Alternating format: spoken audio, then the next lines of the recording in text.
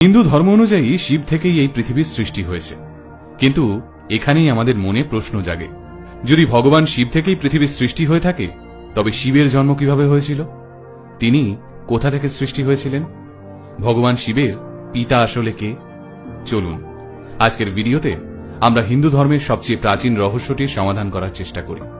ভগবান শিব যদি পৃথিবীর সৃষ্টিকর্তা হন, তাহলে শিবের সৃষ্টিকর্তা কে? এই প্রশ্নের উত্তর লুকিয়ে রয়েছে শিব পুরাণ বইটিতে। এই শিব পুরাণ অনুযায়ী একবার এক ঋষি ভগবান শিবকে সরাসরি প্রশ্ন করে বসেন, হে দেবাদিদেব মহাদেব, আপনার পিতা কে? এতে ভগবান শিব একটুও রুষ্ট না হয়ে উত্তর দেন, আমার পিতার নাম ভগবান ব্রহ্মা। তখন সেই ঋষি বলেন, তাহলে ভগবান ব্রহ্মার পিতাকে? শিব উত্তর দেন, ভগবান ব্রহ্মার পিতা হলেন ভগবান বিষ্ণু। এরপর সেই ঋষি আরো কৌতূহলী হয়ে জানতে চান, তাহলে ভগবান বিষ্ণুর পিতাকে?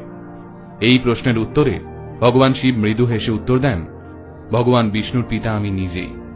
এই উত্তর পেয়ে ঘাবড়ে যান ওই ঋষি। তখন ভগবান শিব তাকে বুঝিয়ে বলেন, আসলে আমার কোনো আরম্ভ বা অন্ত নেই, আমি একটা চক্রের মতন, যার কোনো সৃষ্টি বা বিনাশ নেই, আমিই আমার সৃষ্টিকর্তা। বিজ্ঞানের বিগ ব্যাং থিওরি অনুযায়ী এই বিশ্ব ব্রহ্মাণ্ডের জন্ম হয় এক বিরাট বিস্ফোরণ থেকে। কিন্তু এই বিস্ফোরণের আগে কি ছিল?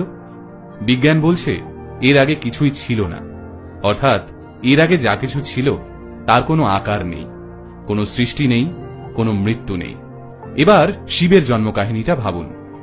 ভগবান শিবের সৃষ্টিকর্তা ভগবান শিব নিজে, অর্থাৎ শিবের আগে কিছুই ছিল না, শিব থেকেই সবকিছুর শুরু।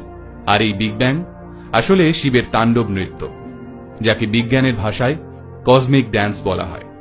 শিবের আর এক রূপ নটরাজকে এই বিগ ব্যাং এর প্রধান কারণ হিসেবে ধরা হয়। এবার চলুন নৃত্যরত নটরাজের